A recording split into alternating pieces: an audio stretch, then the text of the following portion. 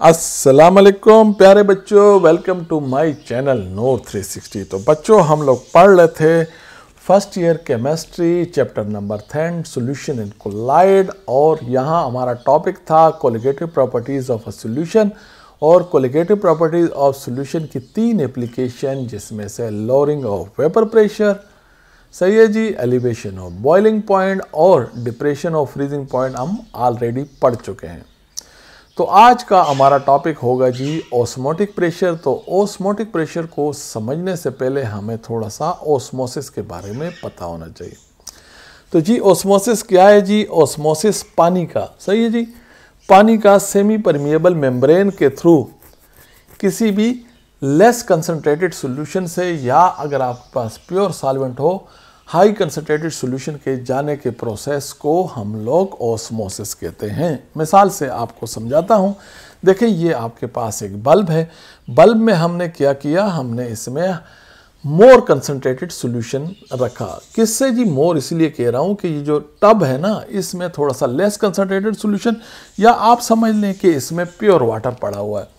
अब यहाँ आपको पता है बल्ब में क्या है जी? हाई कंसनट्रेटेड सॉल्यूशन, और ये समझ लें आपका प्योर सॉल्वेंट या लेस कंसनट्रेटेड, जो आपको कन्वीनियंट लगे। बात एक ही है। देखो, ये इस जो सेपरेट हुआ है ना इस टब से, और ये बल्ब का, इन दोनों की सॉल्यूशन को हमने यहाँ इसके सेमी परमिएबल मेम्ब्रेन यहाँ इसको बांधा हुआ है, सही है जी। तो ये इससे सेपरेट है।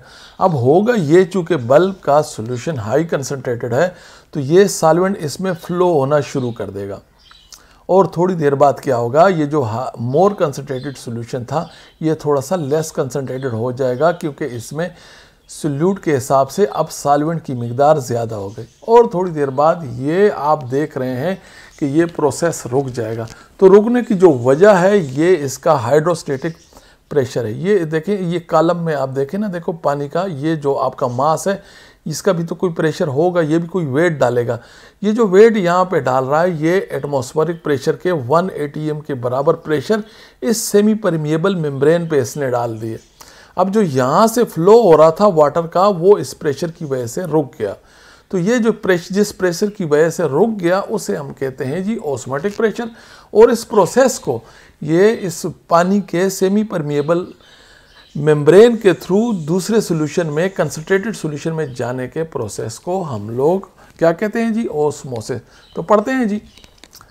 अच्छा जी, ऑस्मोटिक प्रेशर इसने कहा, the pressure which need to be applied to a solution to prevent the inward flow of the water across a semi permeable membrane is called osmotic pressure.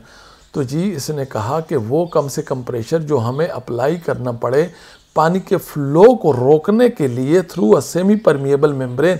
देखो, यहाँ से पानी जा रहा था, यहाँ से पानी जा रहा था through the semi permeable membrane इस हाई कंसनट्रेटेड सॉल्यूशन की जानिब। इसको रोकने के लिए हमें प्रेशर अप्लाई करना पड़ा। इस केस में हमारा प्रेशर एटमॉस्फेरिक प्रेशर था, वो खुद ही अप्लाई हो गया, सही है जी। तो इसे हम ऑस्मोटिक प्रेशर कहते हैं। इसकी 2 तारीफें और भी इसने बताई हैं, उनको भी थोड़ा सा पढ़ लेते हैं।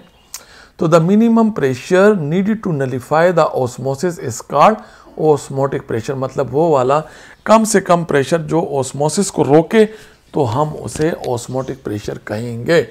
ये पहले मैं आपको समझा चुका हूँ। और तीसरा क्या है जी? The pressure which must be applied above a solution to prevent passage of the solvent through a semi permeable membrane into the solution is called osmotic pressure. तो कह रहा है कि वो कम से कम प्रेशर, वो वाला कम से कम प्रेशर जो आप किसी भी सॉल्यूशन के सरफेस पे अप्लाई करें जिससे ऑस्मोसिस रुक जाए, या जो तीसरी तारीफ थी उसमें बता रहा है वो कम से कम प्रेशर जो आप किसी सॉल्यूशन के सरफेस पे अप्लाई करें और सॉल्वेंट का जो इनवर्ड फ्लो था वो रुक जाए, तो इसको ऑस्मोटिक प्रेशर कहते हैं। आसान है बच्चों, कोई मसला नहीं, तुम लोग तो वैसे ही काबिल बच्चे हो, सही है जी। तो आगे पढ़ते हैं जी। अच्छा जी, मोर्स इक्वेशन इसने बताया। एक साइंटिस्ट था हार्मन नॉर्थरोप मोर्स, इसने हमें एक इक्वेशन दी जिसने उसने बताया कि भाई आप अप्रोक्सीमेटली ऑस्मोटिक प्रेशर अगर आपको लगभग, क्योंकि असल में ये जो था, ये जो उसने इक्वेशन दी, ये आइडियल सॉल्यूशन के लिए थी, सही है जी। तो आइडियल सॉल्यूशन तो कुछ होता नहीं, आपको पता एग्जिस्ट नहीं करता। लेकिन इसने जो मोर्स इक्वेशन ने हमें इक्वेशन दी वो ये थी कि pi is equal to mRT। पढ़ते हैं जी। The osmotic pressure of an ideal solution with a low concentration. अच्छा, ये जो इसने यहाँ बताया ना विद अ लो कंसंट्रेशन, तो ये आपको ये यहाँ पर NMDK के का एक आपको जो है ना क्लू मिल गया कि भाई वहाँ आपको पूछा जा सकता है कि मोर्स इक्वेशन सिर्फ किस पे लागू होती है, जिसकी कंसंट्रेशन लो हो। सही है जी, तभी मोर्स इक्वेशन आप उस पर अप्लाई कर सकते हो।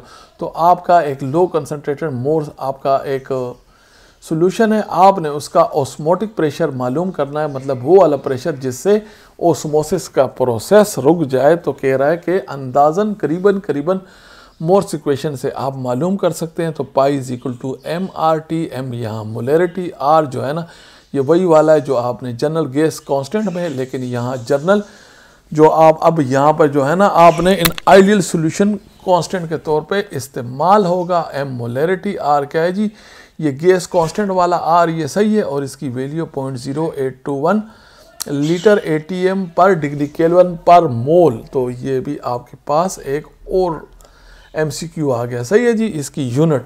और टेम्परेचर यहाँ पे क्या है जी, टेम्परेचर यहाँ आपने थर्मोडायनामिक एब्सोल्यूट टेम्परेचर लेना है।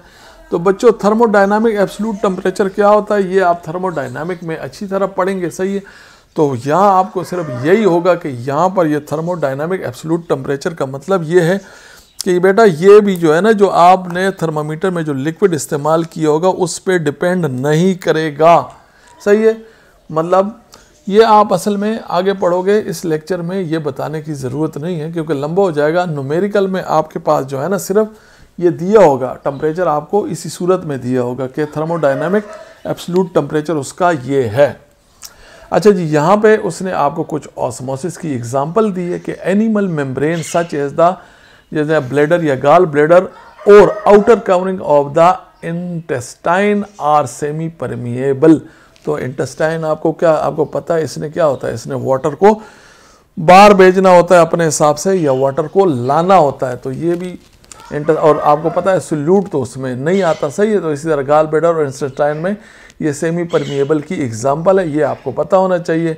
तो ये क्या करते हैं, दे अलाउ पैसेज, रास्ता। पैसेज क्या होता है, आर पार जाने को कहते हैं। सही, पैसेज ऑफ वाटर मतलब वाटर को आने जाने देते हैं, but not any solute dissolve in the water. देखें वाटर में जो डिजॉल्व हुआ होता है सॉल्यूट उसको नहीं आने जाने देता।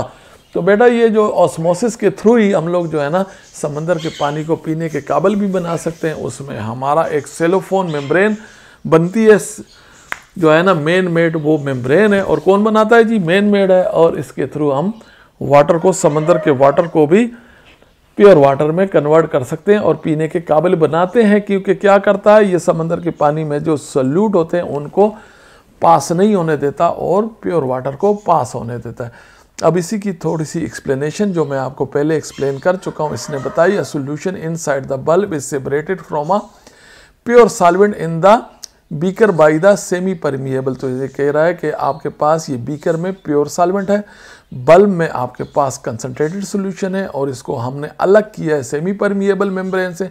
तो आपको पता है जब ये आपके पास कंसंट्रेटेड सॉल्यूशन है तो ये प्योर सॉल्वेंट इसके ये सेमी परमिएबल के थ्रू, इनवर्ड फ्लो के थ्रू यहाँ बल्ब में जाना शुरू करेगा और इसका लेवल अप होता रहेगा। सही है जी। और थोड़ी देर बाद क्या होगा, ये जो आपका मोर कंसंट्रेटेड सॉल्यूशन था ये कन्वर्ट हो जाएगा जी लेस कंसंट्रेटेड सॉल्यूशन में। क्यों, अब यहाँ पर जो देखो सोल्यूट तो वही रहा लेकिन सॉल्वेंट की मिकदार बढ़ गई तो ये लेस कंसंट्रेटेड सॉल्यूशन हो गया। लेकिन ये याद रखना क्योंकि ये प्योर सॉल्वेंट है और ये लेस कंसंट्रेटेड सॉल्यूशन है, तो अब भी ये इस प्योर सॉल्वेंट के हिसाब से तो हाई कंसंट्रेटेड है, लेकिन देखो ये फ्लो फिर भी रुक गया। हालांकि होना ये चाहिए था कि ये वाटर का सारा इसमें चला जाना चाहिए, लेकिन ये किस तरह रुक गया भाई, ये रुका इसलिए कि इस आप देखें ये कॉलम में ये हाइड्रोस्टेटिक जो है ना, ये हाइड्रोस्टेटिक प्रेशर की वजह से इसने क्या किया। अब ये हाइड्रोस्टेटिक प्रेशर क्या है, अब देखो ये वाला ये जो पानी ऊपर चढ़ा हुआ है, देखो इस पानी का लेवल कम है तो ये इसके जो हाई लेवल की वजह से ना इस सेमी परमिएबल मेम्ब्रेन पे एक वाटर का एक प्रेशर है जो मज़ीद पानी को आने नहीं देता। और आपको पता होना चाहिए कि इस वक्त ये जो हाइड्रोस्टेटिक का प्रेशर है ये एटमॉस्फेरिक प्रेशर के बराबर है 1 atm। क्यों, अगर ये ATM 1 atm ना होता तो अगर ये ज़्यादा होता तो ऊपर चला जाता और कम होता तो ऊपर आ जाता। सही है, देखो अगर कम होता तो ये पानी इसके अंदर आ जाता और अगर ज़्यादा होता तो ये अगर ये आपका ऑस्मोटिक का प्रेशर ज़्यादा होता तो ये कॉलम ऊपर चला जाता। तो ये इस वक्त जो है ना 1 atm आपका ऑस्मोटिक प्रेशर भी सेम है और एटमॉस्फेरिक प्रेशर भी सेम है। तो ये आपका ऑस्मोसिस का प्रोसेस रुक गया। रोकने वाला जो है वो एटमॉस्फेरिक प्रेशर है, जो इस वक्त हमारा ऑस्मोटिक प्रेशर है। तो ये यहाँ आपको बता रहा है as time passes the volume of the solution increase, सही है, volume of the solution increase हो रहा है, that of the solvent decrease, और मतलब दैट का मतलब है volume of the solvent decrease हो रहा है। The process continue until the hydrostatic pressure due to the extra height of the solution prevent the further osmosis, और ये जो हाइड्रोस्टेटिक प्रेशर है इस वाटर का, इसने फर्दर ऑस्मोसिस को रोक दिया। अच्छा बेटा, आपके पास एक छोटा सा सवाल आ सकता है कि भाई डिस्क्राइब करो, बताओ कि जो मोर्स इक्वेशन है ये असल में जनरल गैस कांस्टेंट से ही उसकी एक फॉर्म है, उसकी एक शक्ल है। तो बेटा देखो, आपने उसकी एक छोटी सी कैलकुलेशन करके उनको बतानी है कि pi is equal to mRT। आपको पता है कि पाई क्या है, यहाँ पे पाई यहाँ पे प्रेशर है, लिहाजा पाई की जगह आपने पी रख दिया। और आपको ये मोलैरिटी है, क्या है जी, मोलैरिटी। तो मोलैरिटी क्या होती है, number of mole in volume per unit volume. यहाँ पर यूनिट हमारी डेसीमीटर क्यूब है, तो हमने n रखा, नीचे वॉल्यूम रखा, तो n डिवाइड बाई v, और आपको पता है v उधर जाएगा तो PV is equal to nRT, जो कि जनरल गैस कांस्टेंट है। तो इससे हमें पता चला कि मोर्स इक्वेशन असल में जनरल गैस कांस्टेंट की मॉडिफाइड फॉर्म है। तो बेटा ये तो था हमारा ऑस्मोटिक प्रेशर का लेक्चर। तो बेटा अगर लेक्चर आपको थोड़ा सा भी पसंद आया और आपका थोड़ा सा कंसेप्ट हमने क्लियर किया है, तो बेटा आप वीडियो को लाइक ज़रूर करें और हमारे चैनल को सब्सक्राइब करें, ताकि हम आपके लिए इसी तरह की कंसेप्चुअल लेक्चर लाते रहें। तो बेटा अल्लाह हाफ़िज़।